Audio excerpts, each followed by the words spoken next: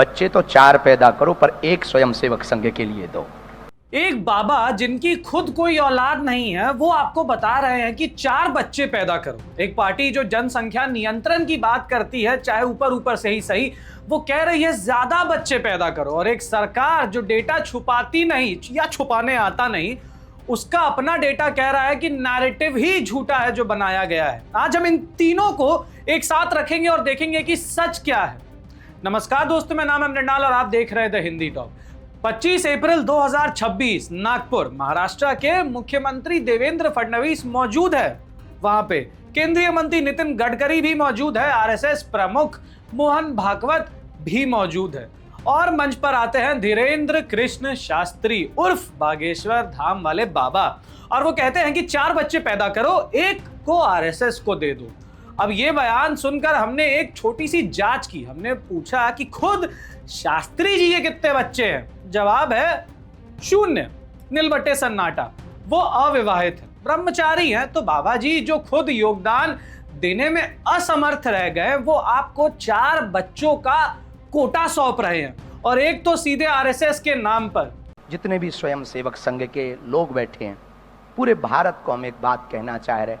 यदि भारत हमारी ये बात सुने, जब पूरी भारत में कहीं आपदा आती ना, तो लोग प्राण बचाकर भागते, लेकिन हमारे राष्ट्रीय स्वयंसेवक संघ का एक एक कार्यकर्ता प्राण बचाकर नहीं भागता, वहां जाकर प्राण बचाता है। ये है स्वयंसेवक संघ, ये है राष्ट्रीय स्वयंसेवक संघ।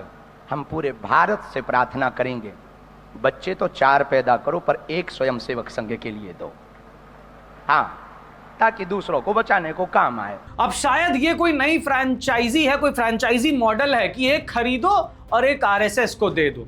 लेकिन ये पहली बार नहीं है, ये एक पुराना नैरेटिव है जो बार बार चुनावों के आसपास उठाया जाता है, बिना चुनाव के भी उठा दिया जाता है। अब मैं आपको कुछ ऐसे ही किस्से उठाकर पढ़ के वर्ड टू वर्ड उनकी बातें सुनाता हूं। बीजेपी सांसद साध्वी प्रज्ञा ठाकुर मध्य प्रदेश में, हिंदू महिलाओं को 4 बच्चे पैदा करने चाहिए। इसके बाद बीजेपी ने नोटिस जारी किया, लेकिन कार्रवाई कुछ नहीं।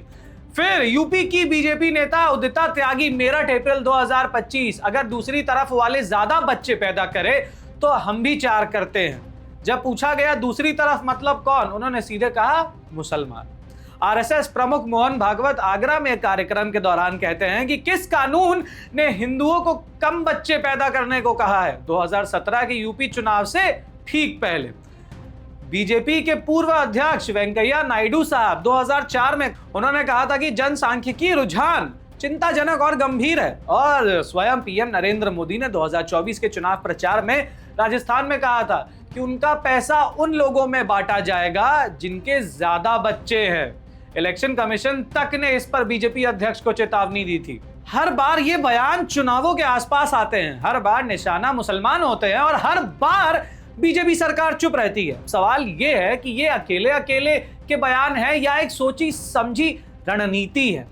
Washington based India hate lab की रिपोर्ट कहती है कि 2023 में भारत में 668 घृणा भरे सार्वजनिक कार्यक्रम हुए, hate sponsored, hate mongering, hate field जिसे कहते हैं, और उनमें से 75% बीजेपी शासित राज्यों में हुए थे। अब आते हैं असली सवाल पर कि क्या सच में मुसलमान बहुत ज्यादा बच्चे पैदा कर रहा है। इसका जवाब देती है भारत सरकार की अपनी रिपोर्ट NFHS 5 यानी नेशनल फैमिली हेल्थ सर्वे का 5वां दौर। ये भारत सरकार का अपना डेटा है जो कहता है कि मुसलमानों की प्रजनन दर TFR में सबसे ज्यादा गिरावट, डिक्लाइन आया है पिछले 30 सालों में 46.5% की कमी के साथ।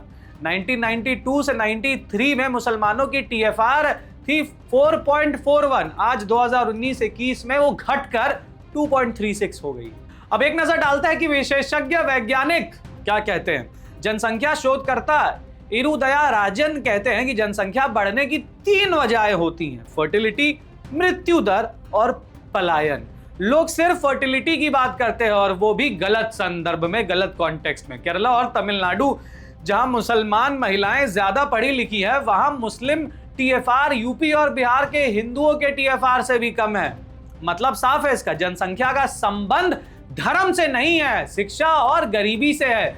जहां गरीबी है, जहां पढ़ाई नहीं है, वहां बच्चे ज्यादा होते हैं, चाहे हिंदू हो या मुसलमान हो। तो अब आप खुद बाबा जी की बात से उनकी लिटरेसी, उनकी आइडियोलॉजी, उनके समूह पार्टी की लिटरेसी का अंदाजा लगा लीजिए। साथ ही साथ कुछ बहुत जरूरी सवाल है जो सीधे बीजेपी सरकार से पूछे जाने चाहिए। जब आपकी अपनी सरकार का एनएफएचएस डेटा कहता है कि मुसलमानों की जनसंख्या दर सबसे तेजी से घट रही है, तो आपके नेता झूठा डर क्यों फैला रहे हैं? सवाल नंबर 2, नागपुर में जब मुख्यमंत्री फडणवीस और केंद्रीय मंत्री गडकरी मंच पर बैठे थे और शास्त्री जी ने यह बयान दिया, तो किसी ने टोका क्यों नहीं? सवाल नंबर 3, चुनाव आते ही यह नैरेटिव क्यों उठाया जाता है, क्यों उठने लगता है कि मुसलमान बच्चे ज्यादा पैदा करते हैं? क्या ये वोट की राजनीति है? सवाल number 4, Washington based India hate lab ने 2023 में दर्ज किया कि 668 नफरत भरे सार्वजनिक कार्यक्रम, 75% बीजेपी रूल्ड स्टेट्स में, इस पर कोई कार्रवाई क्यों नहीं? देखिए यहाँ पे ना बात बहुत सिंपल सी, ह्यूमेन, एकदम सिंपल सी बात है। कोई भी नागरिक अपने बच्चे खुद तय करेगा, ये उसका संविधान प्रदत्त अधिकार है, उसका बेसिक राइट है, वो पर्सनल चॉइस है उसकी। लेकिन जब कोई बाबा जिनकी खुद कोई संतान नहीं है आपको बताए कि 4 बच्चे पैदा करो, जब कोई नेता एक धर्म को निशाना बनाकर जनसंख्या का डर फैलाए, जब सरकार के अपने आंकड़े उस डर को झूठा साबित करे, तो ये पत्रकारिता का काम है, सच्चे पत्रकार का काम है कि वो बोले ये सच नहीं है। अब गोदी मीडिया क्या कर रही है उसका तो हम कुछ नहीं कर सकते, लेकिन जितना हम कर सकते उतना हम कर रहे हैं।